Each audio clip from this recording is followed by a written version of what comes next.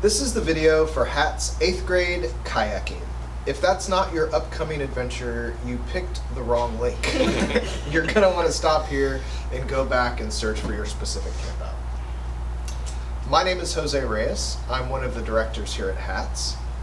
I'm Xavier Reyes. I'm another one of the directors, and we will be leading your September 13th, 2025 Suns Kayaking Campout. I'm Tate Hemmingson. I'm another director. I'm Ellie Hemmingson. I'm also a director. And we'll be leading the September 20th campout. I'm Charles Triplett. I'm Annika Triplett. We'll be leading the September 27th campout. Excellent. So all the directors' contact info can be found in your participant packet. So I'm going to read from here. You can download that from the HAPS website by clicking on Member Login, look for Manage Account, and then find the orange Signups button. Hit that and you'll find the downloads to the packet. Xavier, what's our HATS mission? Our HATS mission is growing relationships, communication, and leadership through adventures with our dads. Our goal is to deliver this mission for each participant, and in the rest of the video, we will outline general information on how we are going to do that. So, Xavier, can you tell us the theme of this campout? The theme of this campout is choosing your path down life's river. For me, life's river has decision points, and you need to be paying attention to choose your path wisely. Now, when does this adventure start? Well, right now. Plan your menu, shop for supplies, pack, and think about your goals of the weekend together, both dad and student. What are our goals for you during the weekend? 48 hours for you to focus on quality time with your daughter or son without distractions. Learn together and share with each other perspectives on recognizing decision points and how to choose your path on said river and through life's river. Yeah, I really like how Xavier said that, because use this time now, not just at the campout, but before the campout, to talk to each other about what you're going to bring, what you're going to want to eat. I think that's where we've grown the most, is in actually preparing for the thing before we even do the thing. So yeah, I'm glad you said that. Continuing, a very exciting journey of growing your relationship with your daughter or son and continuing to introduce them to communication and leadership skills. And to do this, we need your help with some rules about safety. Annika? I'm actually going to have Dad do this part. Okay. So let's talk about the 18-inch rule. I'm sure you're all familiar with this. This is one of our ground rules in HATS. On all our adventures, it's both for growing your relationship and it's also a safety measure. It's hard to grow that relationship if you're not together, if the girls are off doing one thing and the dads are off doing something else. So we want you to really spend the weekend intentionally with each other. We know you're in kayaks, you're on a river. Does that mean you need to stick, 18 inches off the side of each other? No, it doesn't mean that. But we don't want you 50 yards apart. I think, there's going to be a lot of opportunities to make some really incredible memories on this trip. It's a super fun trip down the river. What we don't want is for your son or your daughter to go, "Hey, Dad, did you see that part where I went through the rapids? I almost jumped over, but I saved myself." And he's so proud. And you say, "Well, actually, I didn't see that because I was talking with Bob 50 yards back about summer vacation." That's what we don't want to happen. We want you to be there for those memories. And we want you to have each other's back.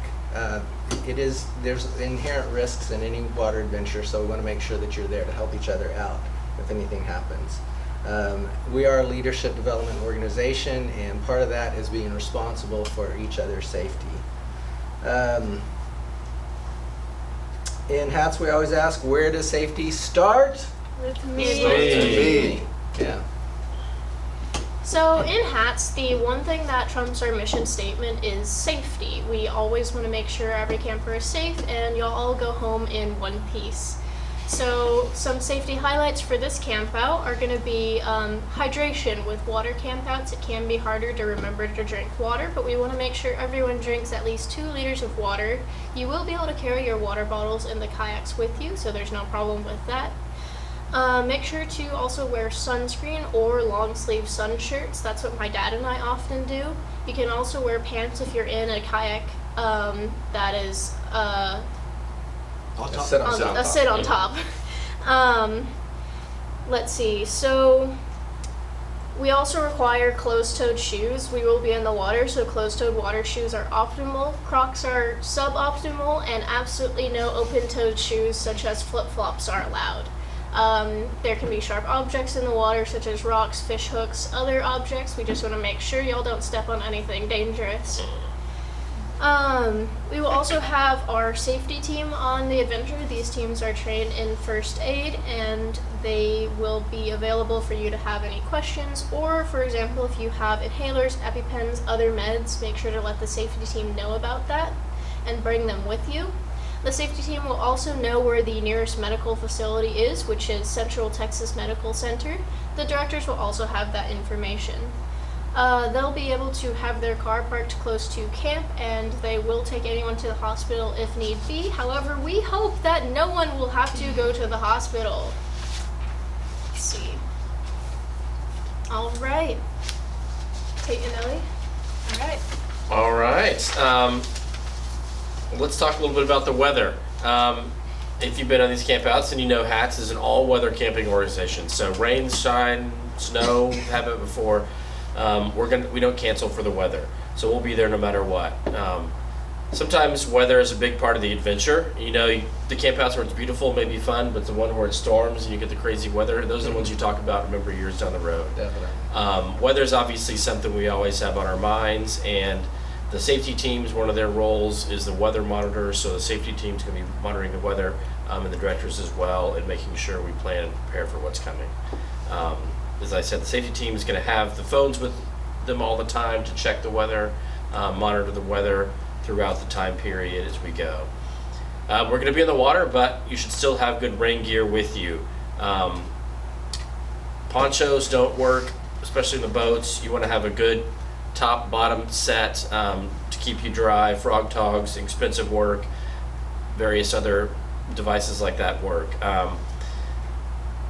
Especially in the kayaks, it's probably going to be pretty warm out there, but if it starts to rain, it can be a little bit chilly on the water if you're already wet, so having your rain gear with you at all times is always good. Usually the campouts at this time of year, early September, later September, are still going to be pretty hot, so I'm looking for some warmer temperatures, but the good thing is the water is always nice and cool. It'll keep us cool, so keep an eye out, check the weather as we get a little closer to the campouts. Make sure you have your tent staked down properly. We're going to be gone for most of the day on Saturday, and winds come through and you don't have your stake down. You don't want to come back and find your tent messed up and your tent gone. Yeah, so keep those in mind as you get everything secured for the day. And again, as we say, be prepared, not surprised. And just so we know, due to this events this previous summer with the flooding concerns, we're developing a special plan to address those, and we'll have that in place. Ellie? All right, let's talk about the schedule. Try to make it to the campsite before 8:30-ish. It's a long drive. It's a bit further than the trips usually are, so it might take a little longer to get there, but we want to start activities at 9. So if you have a special reason we're going to come super late, please let the directors know, and so we're aware of that. But otherwise, just try to show up around 8:30 at the latest if you can. If you want to pick up dinner on the way, you can pick up near San Marcos. It's only 10-15 minutes away, and there's a lot of options there. And so our Friday night evening routine is pretty much the same as normal. Saturday morning is also going to be the same. We're going to wake up at 7, circle up at 8, do some exercises, name game, all that standard stuff. And then we're going to have Kayak Power come in and take control for the day. And we're going to go down the river, have a ton of fun, do the rapids, learn a little bit more about kayaking. And so do all that.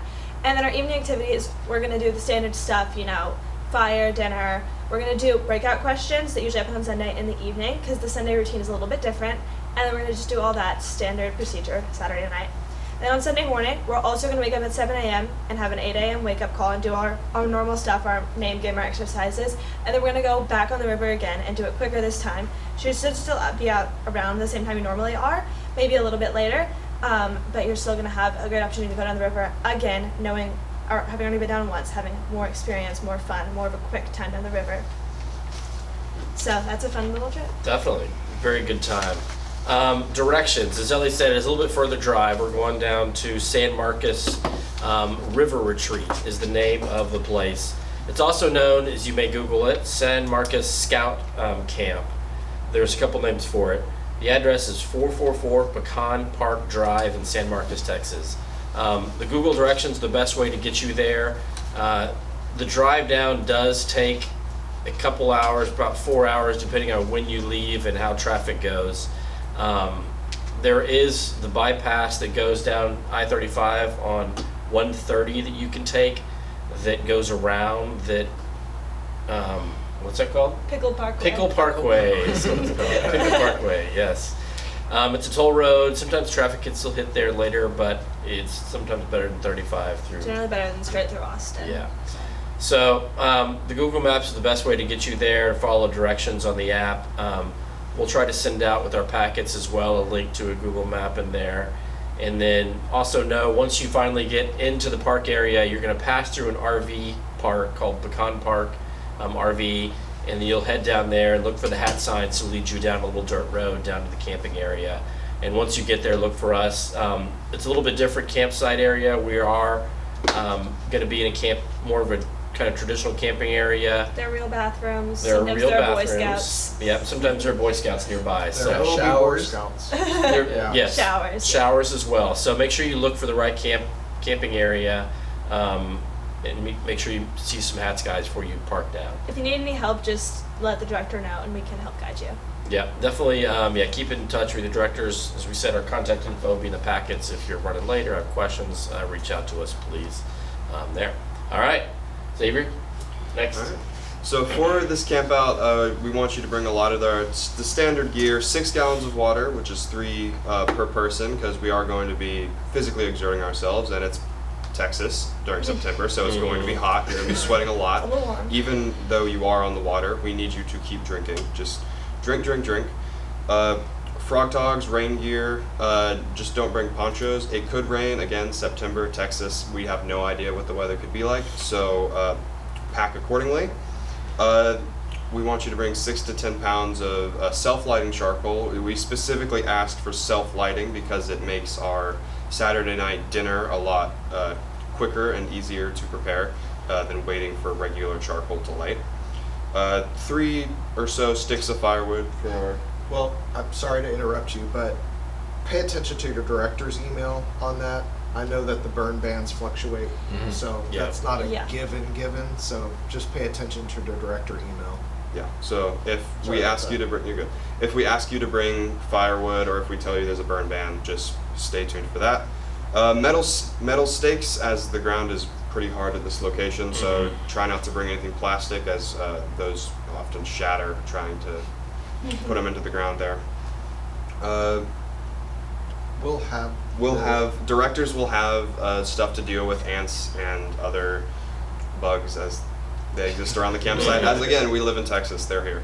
And most importantly, we want a locking container for food, or leave it in your car, because the raccoons here are aggressive. They took my muffins. Very aggressive. We have seen. So This is a pretty rough neighborhood. Yeah. For raccoons. Yeah. So put them. It's safest to put them in your car, but if you want to put your trust in a locking food container, They're you can do smart, that. so. They're very smart. For the sure. record, the Yeti containers that have those tougher, like rubber straps that clip down, they are not safe. You think they are? They are not Raccoons safe. can work the top. They're smart. They're yeah, smart. yeah. They know how to open. So your car is the safest. It'll be safe in there. Yeah. Yes. And on that, as I mentioned, it's a little different camping area, and the cars are actually parked closer to the camping site, so you will be walking distance of your cars to be able to store your Yes. food. Yeah. Yeah. And food for the adventure. Friday dinner's on your own. Pick up. You can pick it up on the way there, or you can cook at your campsite. There will be no communal fire, so. Can I add a point in here? Yes. You drive on the way down, if you have time to go early, you'd go through Lockhart and some really good barbecue places. so- World class barbecue. Or on the way back. Or on the way back, so just keep that in mind on your way. Or both. Or both. There you go. Nothing Saturday- wrong with that. Yep. Saturday breakfast done at your tent as per usual. It can be simple or complex as you want.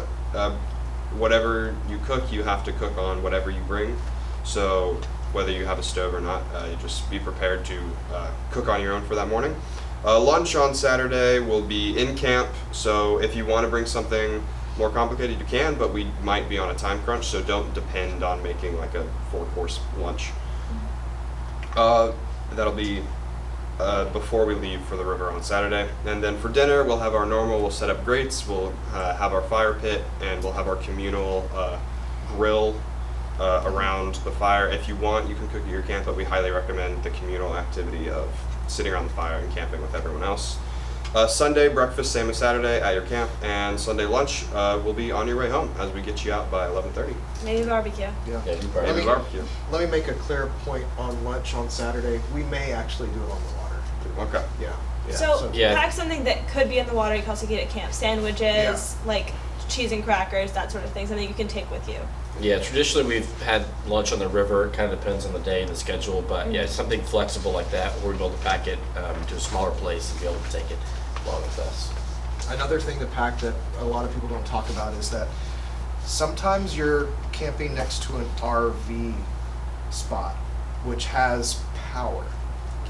So if you want a fan? want, If you want to bring Yeah. a fan, you might not be able to use it, but you might. but you might. And Extension that- cords it's too. worth it. And if your neighbors bring extension cords with splitters, you could probably set up a good little amount of power sources for your neighbors. Yeah. So, but come prepared. A box fan usually works pretty well. It plugs in. Battery powered fans are also, just fine. But you Don't might count on having electricity, don't but count on it. you Yeah. can. Yeah, Sometimes, definitely. Either way, electric battery powered fan is great because it does get kind of warm down there. We're kind of in the bottom of the river valley. Yeah. It gets kind of toasty. It gets kind of toasty. So excellent. Does anybody have anything else to add before I go over non-negotiables? Y'all are gonna have a blast on this trip. It is He's such going over such a fun non-nego- trip. Wait. Oh, we're wrapping. No, up. but it is going to be a blast. Feel free It to is edit fun. that. Anything else Megan? from prep that you guys experienced over the 10 times you've done this? I would just also to add in, obviously we're going to be in the water, so you want to have Saturday, wear something you're going to get wet in all the time, and just be ready for that. Otherwise, yeah. Yeah, I mean, you should be getting wet on Saturday and Sunday, so you might want to bring swimsuits, sun shirts so you don't get burnt, and definitely sunscreen. Yeah. Yeah. Maybe kayaking gloves. Mhm. Those are kind of Yes. handy throughout Yeah. the day because you are in the water a lot. Yeah, kayaking gloves for sure. Those are a good idea. Okay, excellent. Well, let me talk to you guys about our non-negotiables. So these are the ground rules that help us create an environment so that we can deliver the HATS mission of growing your relationship, communication, and leadership through adventure with your dads, daughters, and sons. So one of those is, of course, for safety, 18-inch rule. This also helps us build that solid foundation for you and your student to grow your relationship. Another one is no alcohol, no RV, no firearms, no pets, no electronics. So these are all distractions. Alcohol, as you know, is a mind-altering substance. An RV is way more comfortable and cool to look at. No firearms and pets, those are all distractions. So, and of course, electronics. Today, we really understand how important it is just to unplug for a few days and concentrate on each other. One other is leaving early unplanned. So if you do have something that you need to work out or leave for, please talk to your director when you guys get set up for camp so that we have things in place that we can definitely get you on your way if something happens. It can cause chaos throughout the camp because now if you plan to leave without telling anybody, then we stop everything that we're doing for safety reasons and try to find out what's happening. So, breaking camp early, we don't allow that. We don't, just be respectful to the volunteers and everybody else's time. We understand we all have other things that may come up. Again, talk to your director when you get there, but please don't start packing up things when you think that there's a lull in the program, because there's really not. We're just moving on to the next thing. If there's a reason you need to pack up early or something, just let the director know, and we can work that out together. Yeah, and we But- understand things happen. You'll have the director's telephone numbers in your packet. Please share that with your significant others so that if something does arise, we can get in contact with you and get things going. So that's perfect. All right. Well, that's all I have. I think that's all everybody else has. So drive safe, and we'll see you in a few weeks. Look forward to it.